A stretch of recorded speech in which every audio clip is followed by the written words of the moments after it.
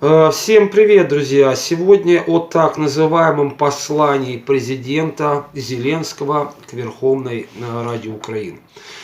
Вы знаете, детально посмотрел полностью.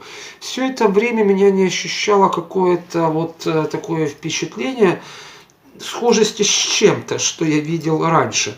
Ну вот, наконец-то я понял с чем. Вот маленький кусочек, пожалуйста.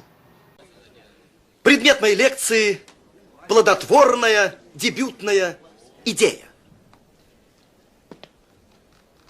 Что такое, братья, дебют?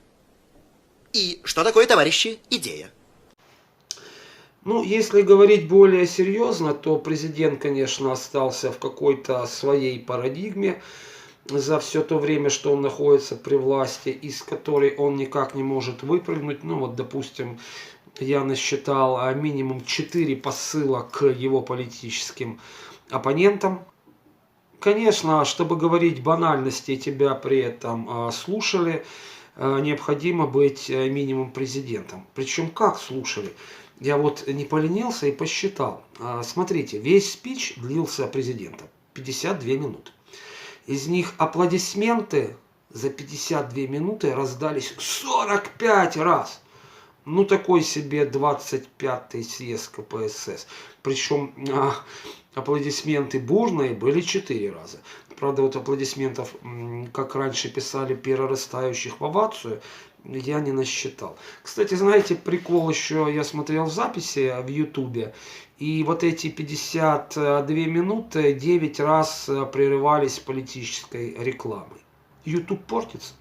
Конечно, обсуждать серьезно все эти вещи, которые наговорил господин Зеленский, и о так называемых успехах, прорывах, 100 садиках, 100 школах, 100 стадионах и прочее, прочее, прочее. Ну, в принципе, смешно. Почему? Потому что официальная статистика нам говорит другое по поводу падения экономики. И про то, что так называемые 300% доплаты медикам, которые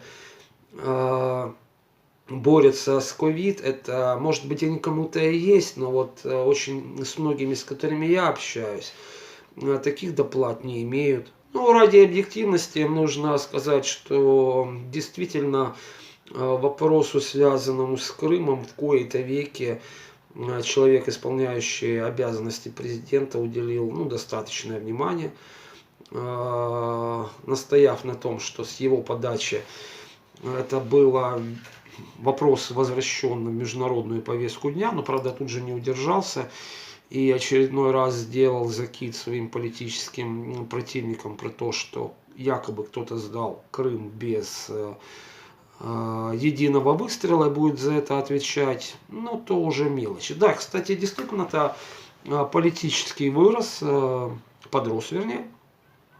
Научился читать суфлера, это однозначно, а читать не как артист, а как политик. Научился определенной выдержке, скажем, на реплики из зала не обращал внимания, хотя, как вы помните, даже на инаугурационной речи, там он начал диспут с тогда еще депутатом Ляшко. В этот раз этого не было, то есть, растет. Но сколько мы можем ждать? Может быть, он к концу своей каденции и вырастет во что-то такое, что будет показать не стыдно людям. Но слушайте, мы же не должны все являться участниками эксперимента по выращиванию из Зеленского политика с большой буквы «П».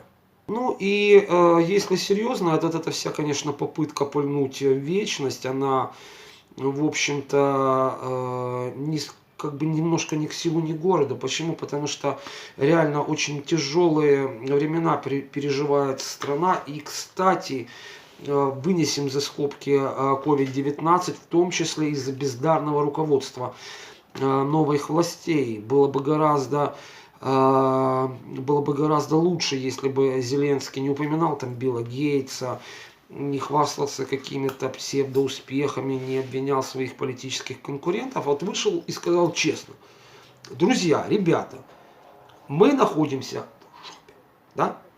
Вот, но мы разработали определенный алгоритм, по которому будем идти. Я прошу поддержки у всех политических сил, направленных на это. А вместо этого он опять начинает вбивать клинья в политический раздор. Сегодня такой экспресс-выпуск, очень небольшой. Если вам понравилось, поставьте, пожалуйста, лайк, и отдельная благодарочка будет, если подпишетесь на канал. Скоро увидимся. Пока-пока, друзья.